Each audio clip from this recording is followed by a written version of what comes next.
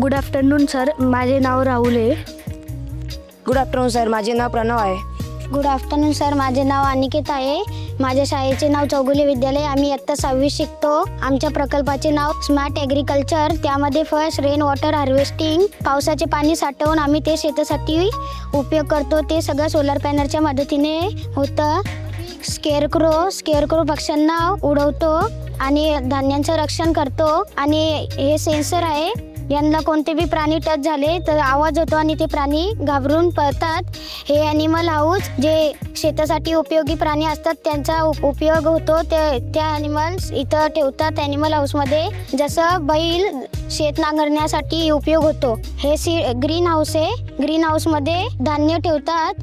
त्यांना किडे न लागावं, चांगलं ऊन मिळावं म्हणून ग्रीन हाऊसचा उपयोग होतो. हे सीड्स हाऊस आहे. सीड्स हाऊसमध्ये सीड सुकवतात आणि पाऊस आल्यावर तो ऑटोमॅटिक बंद होतो. धन्यवाद.